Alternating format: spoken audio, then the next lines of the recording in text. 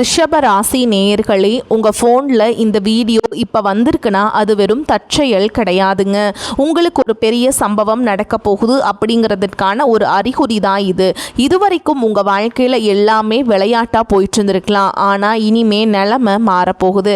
பிரச்சனைகள்லேருந்து உங்களுக்கு ஒரு பெரிய விடுதலை கிடைக்க போகுதுன்னு ஒரு பக்கம் சந்தோஷப்பட்டாலும் இன்னொரு பக்கம் ஒரு பெரிய ஆபத்தும் காத்துக்கிட்டு இருக்கு. ஆமாங்க, உங்களுக்கே தெரியாத நீங்கள் எதிர்பார்க்காத ஒரு நபரால் நடக்கக்கூடாதது எல்லாம் நடக்க போகுது. அந்த நபரை சமாளிக்க ஒரே ஒரு வழி தான் இருக்கு. அதை சொல்றதுக்கு முன்னாடி உங்க மேலே இருக்கிற அந்த திருஷ்டியும் கெட்ட சக்தியும் விலகணும்னா உங்க குலதெய்வத்தோட பேரை கீழே கமெண்ட் பாக்ஸ்ல சொல்லுங்க. குலதெய்வத்தோட பேரை உச்சரிக்கும் போதே அந்த அரண் உங்களை சுற்றி உருவாக ஆரம்பிக்கும்.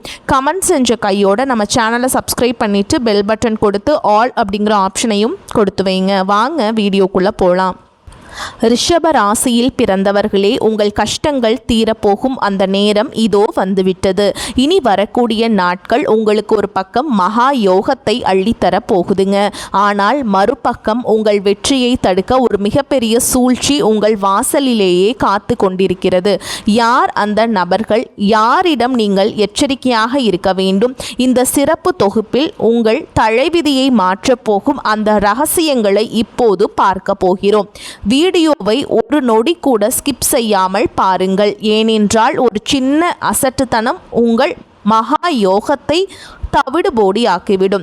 ரிஷப ராசியில் பிறந்தவர்களே, உங்கள் வாழ்க்கையில் நீங்கள் கடந்து வந்த பாதைகளையும் இப்போது நீங்கள் அனுபவித்து கொண்டிருக்கும் வேதனைகளையும் நினைத்து பார்த்தால் நெஞ்சமே வெடித்துவிடும் போல் இருக்கும். உங்கள் ராசிக்கு சுக்கிரன் அதிபதியாக இருந்தாலும் கடந்த காலங்களில் நீங்கள் அனுபவித்த சோதனைகள் அத்தனையும் இரத்த கண்ணீர் வடிக்க செய்தவை. யாரையும் நம்பாதே என்று உலகம் சொன்னாலும் உங்கள் வெள்ளை உள்ளத்தால் அனைவரையும் நம்பி கடைசியில் ஏமாந்து நின்றதுதான் உங்கள் கடந்த காலத்தின் பெரும் வடுவாக இருக்கிறது. நீங்கள் செய்த உதவிக்கெல்லாம் உபகாரம் கிடைக்கவில்லை என்றாலும் பரவாயில்லை. ஆனால் நீங்கள் யாருக்கு ஓடி ஓடி உதவினீர்களோ அவர்களே உங்களுக்கு எதிராக திரும்பி உங்களை பற்றி ஊர் முழுக்க தவறாக பேசிய போது உங்கள் மனம் எந்த அளவிற்கு துடித்திருக்கும் என்பது அந்த இறைவனுக்கு மட்டுமே வெளிச்சம். குறிப்பாக கடந்த சில ஆண்டுகளில் பொருளாதார ரீதியாக நீங்கள் ஒரு மிகப்பெரிய சூழலில் சிக்கி தவித்தீர்கள். கையில் காசு இருந்த போது உங்களை சுற்றி நின்ற உறவுகளும் நண்பர்களும் நீங்கள் கொஞ்சம் தடுமாறிய போது முகத்தை திருப்பிக் கொண்டு சென்ற அந்த துரோகத்தை உங்களால் இன்னும் மறக்க முடியவில்லை. பணம் இருந்தால்தான் பாசம் என்ற கசப்பான உண்மையை உங்கள் வாழ்க்கை உங்களுக்கு மிக கொடூரமாக கற்றுக் கொடுத்திருக்கிறது. குடும்பத்திற்காக உங்கள் சுக போகங்களை தியாகம் செய்தீர்கள். மற்றவர்கள் நல்லா இருக்க வேண்டும் என்பதற்காக உங்கள் ஆசைகளை அடக்கி வைத்தீர்கள். ஆனால் கடைசியில் உங்களுக்கு கிடைத்தது என்னவோ தனிமையும் மன உளைச்சலும் மட்டும்தான். இப்போது இருக்கும் சூழலை பார்த்தால் ஒரு பக்கம் கடன் சுமை உங்கள் கழுத்தை நெரித்து கொண்டிருக்கிறது. நிம்மதியாக ஒருவேளை உணவு கூட உண்ண முடியாத அளவிற்கு ஏதோ ஒரு இனம் புரியாத பயம் உங்கள் மனதை ஆட்டி கொண்டிருக்கிறது. இரவு படுத்தால் தூக்கம் வருவதில்லை. அப்படியே தூங்கினாலும் நாளை காலை விடிந்தால் யாருக்கு என்ன பதில் சொல்ல வேண்டும், எந்த பிரச்சனையை சமாளிக்க வேண்டும் என்கின்ற கவலை உங்களை அரிக்கிறது. வேலையிடத்தில் உங்கள் உழைப்பை யாரோ சுரண்டி கொண்டிருக்கிறார்கள். ஆனால் அதற்கான அங்கீகாரம் உங்களுக்கு கிடைக்கவே இல்லை. எவ்வளவுதான் ஓடி ஓடி உழைத்தாலும் உங்கள் சேமிப்பு என்பது பூஜ்ஜியமாகவே இருக்கிறது. ஒரு ஓட்டையை அடைக்க இன்னொரு ஓட்டையை போடும் கதையாக உங்கள் பண புழக்கம் இருக்கிறது. ஆரோக்கிய ரீதியாகவும் இப்போது நீங்கள் ஒரு பின்னடைவை சந்தித்து கொண்டிருக்கலாம். அடிக்கடி ஏற்படும் உடல் சோர்வு, மனச்சோர்வு மற்றும் காரணமில்லாத பயம் உங்களை முடக்கி போட பார்க்கிறது. நமக்கு மட்டும் ஏன் விடுவு காலம் பிறக்கவே இல்லை என்கின்ற ஏக்கம் உங்களை வாட்டுகிறது. கணவன் மனைவிக்கிடையே இருந்த புரிதல் குறைந்து வீடே ஒரு போர்க்களம் போல காட்சியளிக்கும் சூழல்கள் இப்போது உங்கள் வாழ்வில் நடந்து கொண்டிருக்கலாம். பிள்ளைகளின் எதிர்காலம் பற்றிய கவலை, அவர்கள் உங்கள் பேச்சை கேட்கவில்லையே என்கின்ற வருத்தம் என அடுக்கடுக்கான சோதனைகள் உங்களை சூழ்ந்துள்ள. ஆனால் ரிஷபராசிக்காரர்களே, இவ்வளவு கஷ்டங்களையும் நீங்கள் தாங்கிக் கொண்டு நிற்கிறீர்கள் இருக்கிறீர்கள் என்றால் உங்கள் மன உறுதி எவ்வளவு பெரியது என்பதை நீங்களே உணர்ந்து பாருங்கள். இந்த இருண்ட காலம் நீடிக்கப் போவதில்லை. உங்கள் வாழ்க்கையில் ஒரு மிகப்பெரிய மாற்றத்தை கொண்டு வரப்போகின்றன. இத்தனை காலம் நீங்கள் பட்ட அத்தனை அவமானங்களுக்கும் கண்ணீர்களுக்கும் ஒரு மிகப்பெரிய முற்றுப்புள்ளி வைக்கப்பட போகிறது. உங்கள் ராசி அதிபதியான சுக்கிரன் இப்போது பலம் பெற்று வருவதால் உங்கள் கஷ்டங்கள் அனைத்தும் பனி போல விலகப் போகின்றன. இதுவரை உங்களை ஏளனமாக பார்த்தவர்கள் வியந்து பார்க்கும் அளவிற்கு உங்கள் வாழ்க்கை உயரப்போகிறது. இந்த துயரங்கள் யாவும் உங்கள் பொற்காலத்திற்கான ஒரு முன்னோட்டமே தவிர வேறு இல்லை. இனி உங்கள் வாழ்வில் வசந்தம் வீச போகிறது. கவலைகளை தூக்கி எறிந்துவிட்டு அந்த பொற்காலத்தை வரவேற்க தயாராகுங்கள். ரிஷப ராசியில் பிறந்தவர்களே, உங்கள் வாழ்வின் இருண்ட பக்கங்கள் அனைத்தும் கிழித்தெறியப்பட்டு ஒரு மாபெரும் ஒரு மகா யோக காலம் இதோ பிரம்மாண்டமாக தொடங்கிவிட்டது. இத்தனை காலமும் நீங்கள் அனுபவித்த சோதனைகளும் வேதனைகளும் ஒரு முடிவுக்கு வந்து உங்கள் ராசிக்கு ஒரு பொற்கால விடியல் உதயமாகிறது. விண்வெளியில் நிகழும் கிரகங்களின் அபூர்வமான சேர்க்கை மற்றும் உங்கள் ராசிநாதனான சுக்கிர பகவானின் அதீத அருளாசி காரணமாக உங்கள் வாழ்வில் இதுவரை இருந்த தடைகள் அனைத்தும் பனி போல உருகி மறைய போகின்றன.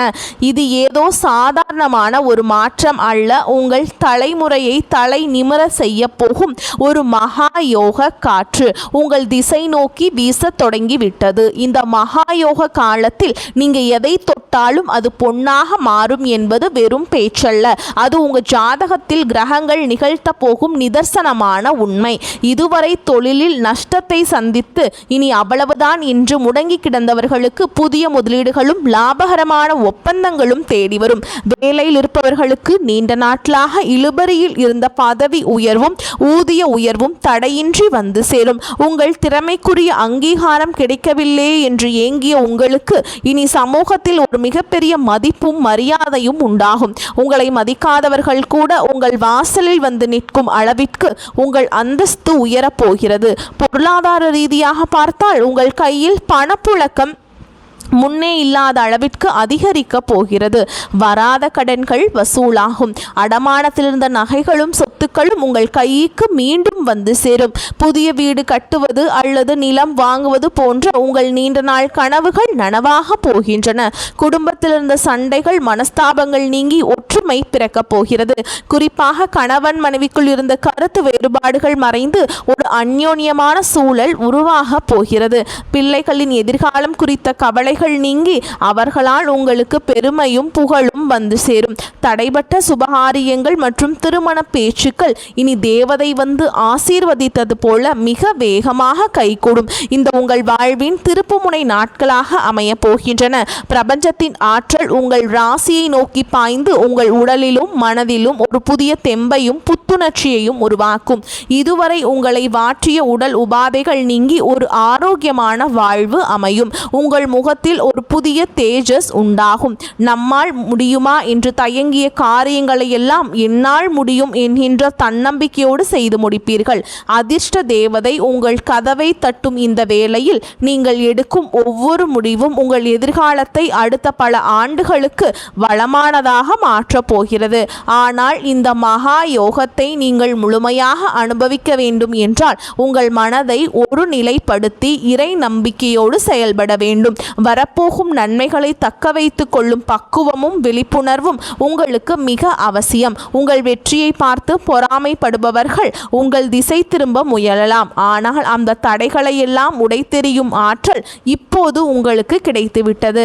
ரிஷபராசிக்காரங்களே, உங்கள் கடந்த கால கண்ணீருக்கு சனி பகவான் கொடுத்த பரிசுதான் இந்த மகா யோகம். இனி உங்கள் அகராதியில் தோல்வி என்ற சொல்லுக்கே இடமில்லை. பொற்காலம் உங்கள் வாசலில் காத்து கொண்டிருக்கிறது. முழு மனதோடு அதனை வரவேற்று உங்கள் வாழ்வை வளமாக்கி கொள்ளுங்கள். வெற்றி கனிகள் உங்கள் கையில் வந்து சேரும் காலம் இது. துணிந்து முன்னேறுங்கள். ரிஷப ராசியில் பிறந்தவர்களே, இப்போது நாம் இந்த உரையினுடைய மிக முக்கியமான மற்றும் உங்களை தற்காத்து கொள்ள வேண்டிய ஒரு ரகசியமான பகுதிக்கு வந்திருக்கிறோம். உங்கள் வாழ்க்கையில் மகா யோகம் தொடங்கிவிட்டது. உங்கள் தலைவிதியை மாற்றப் போகின்றன என்பது எவ்வளவு உண்மையோ அதே அளவிற்கு அந்த வெற்றியை பறிக்க அல்லது உங்களை வீழ்த்த ஒரு சில நிழல் உன் கூட இருக்கிற மனிதர்கள் காத்து கொண்டிருக்கிறார்கள் என்பதும் கசப்பான உண்மை. ஒரு செடி வளர்ந்து பூத்து குலுங்கும் போது அதை ரசிப்பவர்களை விட அந்த செடியை மிதிக்க நினைப்பவர்களே அதிகமாக இருப்பார்கள். அதுபோலவே உங்கள் ராசிக்கே இப்போது கிடைக்கப் போகும் அந்த பேரும் புகழும் செல்வமும் பலருடைய கண்களை உறுத்தப் போகிறது. குறிப்பாக இனி வரக்கூடிய நாட்களில் நீங்கள் மிக முக்கியமாக ஒரு 2 நபர்களிடம் மிக மிக எச்சரிக்கையாக இருக்க வேண்டும். அந்த 2 நபர்கள் யார் என்பதை இப்போது நான் விரிவாக சொல்கிறேன். முதலாவது நபர் உங்கள் முன்னேற்றத்தை பார்த்து வெளியே சிரித்து பேசிவிட்டு உள்ளுக்குள் பொறாமை தீயை வளர்த்து கொண்டிருக்கும் ஒரு நட்பு முகம் கொண்ட எதிரி. இந்த நபர் உங்கள் குடும்பத்திலோ அல்லது உங்கள் தொழில் வட்டாரத்திலோ இருக்கலாம். மா அல்லது ரா ஆகிய எழுத்துக்களில் இவர்களுடைய பெயர் தொடங்க அதிக வாய்ப்புள்ளது. இவர்கள் உங்களிடம் மிகவும் அக்கறை காட்டுவது போல நடிப்பார்கள்.